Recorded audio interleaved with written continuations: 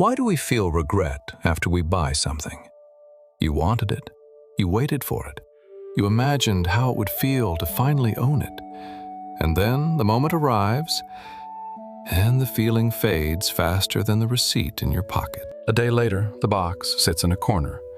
A week later, you've forgotten it was ever the thing you wanted so badly. That emptiness has a name. And more than 100 years ago, in Japan, someone built a quiet little ritual to cure it. No app, no spreadsheet, no complicated system. Just a notebook, a pen, and 4 honest questions. It's called Kakeibo, and it was never really about money at all. To understand it, you have to go back to 1904. A woman named Hani Motoko, Japan's first female journalist, looked at the families around her and saw something strange. People weren't anxious because they earned too little. They were anxious because they never looked. Money came in, money went out, and no one ever stopped to watch it happen. So she gave them a tool.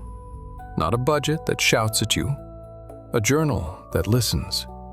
She called it Kakeibo, literally household financial ledger. And for over a century, through war, through booms, through crashes, ordinary Japanese families have kept this same simple practice alive. Not because it's clever, because it works.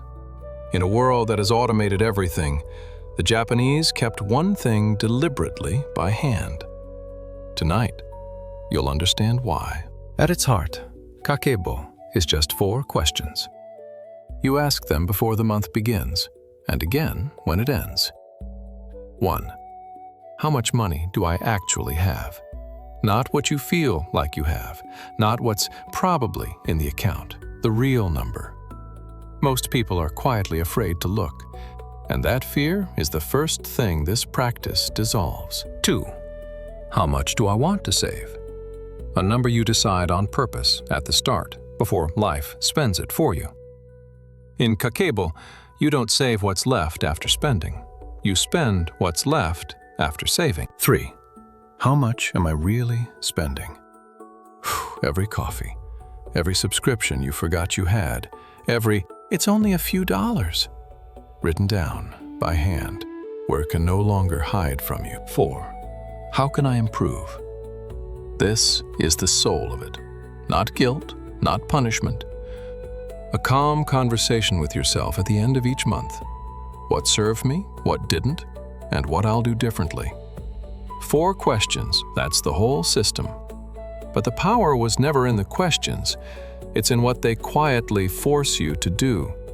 Pause before you act. But be honest with yourself for a second. Of these 4 questions, which one is the hardest for you to answer truthfully? Tell me in the comments. I read every one. There's a second layer most people miss. Kakeibo asks you to sort every expense into 4 simple categories, and those categories quietly tell you who you really are. Survival, the things you need to live. Rent, food, transport, the bills that keep the lights on. Optional, the things you want. Dining out, new clothes, the small luxuries. None of it is wrong, but this is where the leaks live. Culture, money spent growing your mind. A book, a course, a museum. Notice that an entire category is reserved for becoming a better person. That alone tells you this was never about hoarding money. Extra, the unexpected. A repair, a gift, an emergency you couldn't see coming. When you sort your month this way, something uncomfortable happens. You see in your own handwriting exactly where your life is pointed. A month heavy on optional and empty on culture is a quiet message. And you are the only one who gets to read it. Here's what the Japanese understood that most of us forgot. Money is not the goal. Money is a mirror. Every purchase is a small vote for the life you believe will make you happy. And most of us are voting on autopilot, buying things to fill a silence we've never sat still long enough to hear. Kakeibo asks the question underneath the question. Does this actually make me happier? Or am I just trying to feel something for a moment? This is the same truth from one of our earlier journeys. You are not what you own, and you are not who you think you are. The things you buy never become you. They gather as clutter around the person you already are. Real discipline isn't denying yourself everything. It's knowing the difference between a desire that serves your life and one that only distracts you from it. So how do you begin? Tonight. With one thing almost no one does anymore. You write it by hand. Not typed, not tapped, written. Because in Japan, writing by hand is treated as an act of attention. The pen is slower than the mind, and that slowness is the entire point.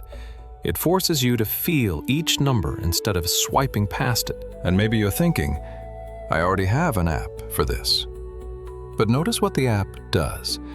It records your spending so that you never have to. It removes the friction, and the friction was the medicine. Kakeibo keeps the friction on purpose, because the goal was never the record. The goal was the awareness. So here is the practice. Get a simple notebook.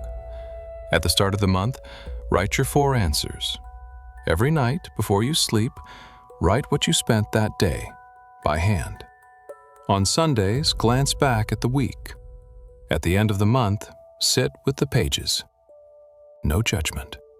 Just honesty. And you will be shocked, not by the big purchases, those you remember, by the small, invisible ones.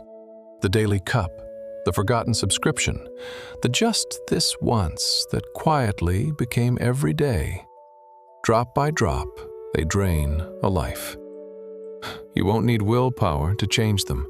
Awareness alone will do most of the work, because it's almost impossible to keep wasting money you're forced to look in the eye. Here is the secret hidden inside this little notebook.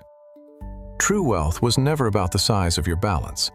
It's about the size of your control. Here is the secret hidden inside this little notebook. True wealth was never about the size of your balance. It's about the size of your control. So tonight, before you sleep, pick up a pen. Ask the 4 questions and begin the quiet practice that rebuilds not just your finances, but your relationship with desire itself. The way to wealth begins with a single, honest page.